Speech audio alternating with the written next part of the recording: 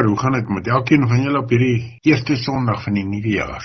Waarna sien julle uit? Waarvan droom julle? Ons het sopas Kersfees gevier, 'n dag waarna ons baie uitgesien het en hopelik was dit vir elkeen van julle ook baie geseënd en baie lekker. Vir die wat dit meer uitdagend was of dalk al lenig was of een of ander uitdaging in sy lewe gehad het, mag die teenwoordigheid van die Here en ook die van ander gelowiges dit vir julle baie meer gemaklik maak. Ek lees oor die lig wat gekom het in die wêreld. En daarom gaan ek so kortliks 'n paar sinne sê oor die lig het gekom, maar die vraag is natuurlik, word dit raak gesien. Ons lees in Johannes 1 vers 9 tot 11 van die lig wat gekom het. Nou, Johannes 1 vers 9 sê, die ware lig wat elke mens verlig was aan die kom na die wêreld toe. Hy was in die wêreld het deur hom tot stand gekom, en tog het die wêreld hom nie erken nie. Hy het na sy eie eiendom toegekom, en tog het sy eie mense hom nie aangeneem nie. Maar aan almal wat hom aangeneem het, die wat in hom glo, het hy die reg gegee om kinders van God te word. Hulle is dit nie van nature nie die drang van 'n mens of besluit van 'n man nie, maar God is hulle Vader. Die woord het mens geword, en onder ons kom woon. Ons het sy heerlikheid gesien, die heerlikheid wat hy as enigste seun van die Vader het, vol genade en waarheid. So die lig wat elke mens verlig was aan die kom in die wêreld. In Kersfees, die lig het gekom, en ons weet dit, en ons glo dit. Die vraag na Kersfees is waarskynlik nou, wie sien hom? Die grootste tragedie is nie duisternis nie, maar die onerkende lig. Die lig wat mense nie wil raak sien nie. Byna asof mense in 'n vertrek sit, waar die lig is en hulle oë toemaak. En dan sê dit donker. Die lig is in die wêreld, en ons hoor dit en ons sien dit. Ons het die lig van die Here deur die skrif, wat met ons praat. So pas het ons dit gelees. Genoegsaam om elke mens te verlig. Dis nie net 'n lig nie, dis 'n persoon wat vir ons kom leiding gee.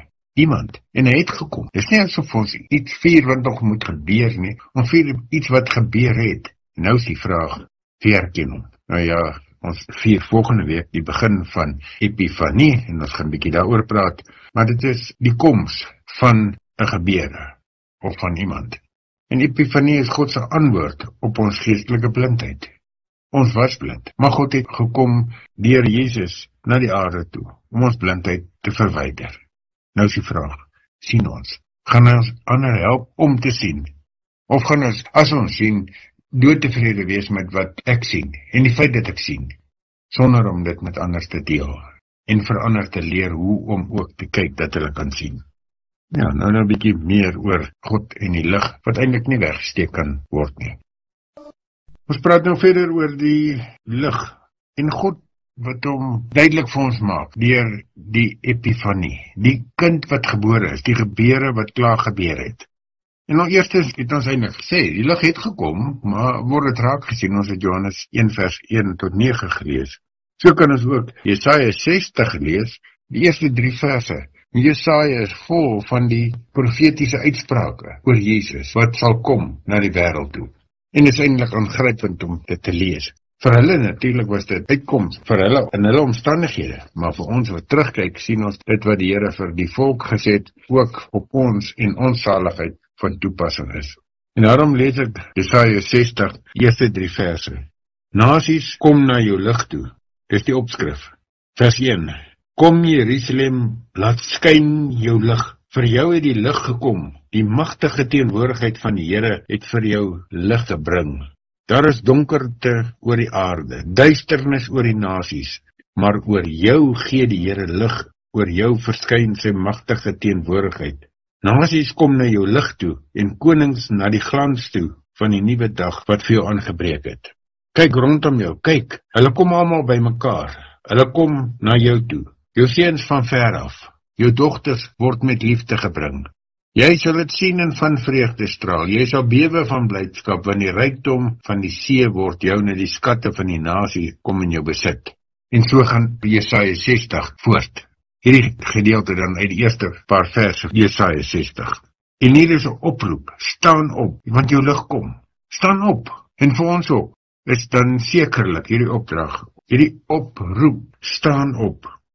Want onthou, die verskyning van Jesus, die epifanie, begin nie by mense wat soek nie, dit begin nie daar nie. Mense soek nie die lig nie, dit begin by God, wat homself wys. God verskyn as die een wat lig gee. Hy wys wie hy is. In die Ou Testament proklameer hy dit. In die Nuwe Testament kom hy en hy stuur sy seun wat die lig is vir die wêreld. Die lig word vir die wêreld. En hy sê, ek is die lig.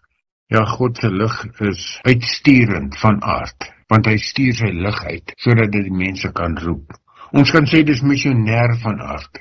Dis nie net 'n lig om jouself te verlig, om te sien waar jy gaan nie, maar is 'n lig om vir ander te laat skyn, sodat hulle kan nader kom en ook in die lig beweeg en leef. Nasies word ingetrek na die lig toe. En nie net nasies nie, mense word ingetrek, moet ingetrek, waar is die doel van die lig, om nader te kom in die lig te leef. So ons, die kerk, ons gelowiges moet so leef dat mense nie afgestoot word nie, maar nader getrek. Ja, lig is nie die privaat eiendom van die kerk nie, glad nie. Lig is die eiendom van die Here wat vir almal bedoel is. En juist daar bedoel is om met ander te deel, as jy dit het. En verstaan, lig wil beweeg, versprei, weerkaats. Lig wil nie ingeperk bly nie. Hoe verder die lig kan gaan, hoe beter. Lig wil verder lig maak. Wil nie net hier, byna soos iemand wat net binne in die kerk sit en groot lig hier maak. En baie tevrede is daarmee dat hy kan sien. Nee, dit wil lig maak na buite, deur die vensters, deur die oop deure, miskien deur mure wat nie meer so dig is nie, wat ander mense kan inkom en nader kom.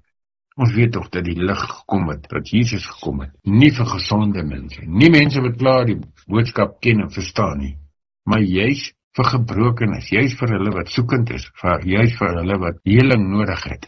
En dit moet ons as gelowiges, die wat glo, die wat reeds het, gee. Ja, lig is nie privaat eiendom van die kerk nie, onthou dit. Lig wil beweeg, versprei, weerkaats. En vir my en vir jou is dit waarskynlik die belangrikste om te onthou in hierdie nuwe jaar. Nou, vir vanoggend sommer afsluit met hierdie gedagte van die lig. Met die tema, kom ons sê, 'n kerk wat net hou, wat net binne hou. 'n kerk wat net vir homself vergaar, sterf, verloor. Maar 'n kerk wat wys, na buite wys, wat die lig wys, leef. Matteus 5 vers 14 tot 16. Die kern daarvan is 'n stad wat op 'n berg lê, kan nie weggesteek word nie. In Matteus 5 weet ons almal, dit is die bergpredikasie, die langste aan eenlopende stuk wat opgeteken is oor wat Christus ons geleer het. Kom ons lees vers 14 en 15 en 16. Ja, kom ons lees dit so. Vers 14 van Matteus 5 sê, julle is die lig vir die wêreld. 'n Stad wat bo op 'n berg lê, kan nie weggesteek word nie. Ook steek 'n mens nie 'n lamp op en sit dit onder 'n emmer nie, maar op 'n lampstander, en dit gee lig vir almal in die huis. Laat julle lig so skyn voor die mense, dat hulle julle goeie werke kan sien, en julle Vader wat in die hemel is, verheerlik.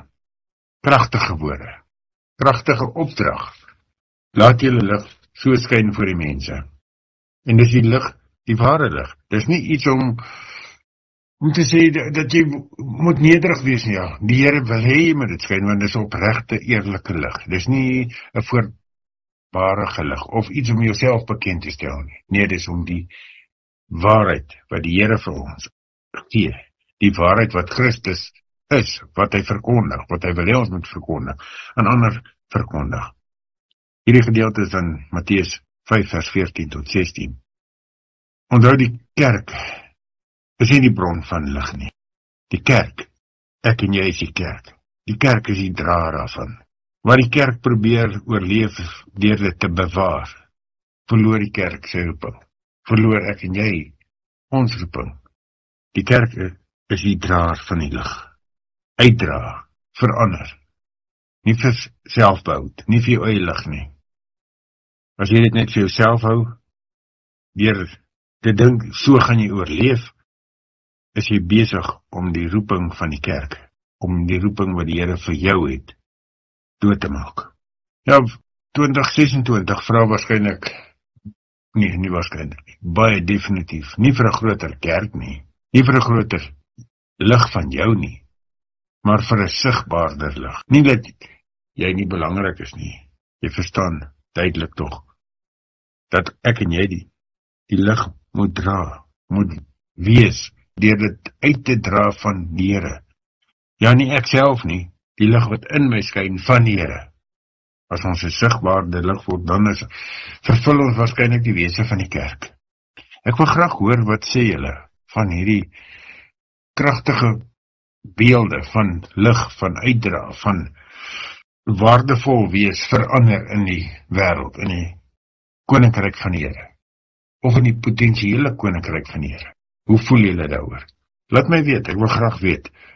Kom ons praat daaroor. Kom ons kom by die essensie daarvan uit.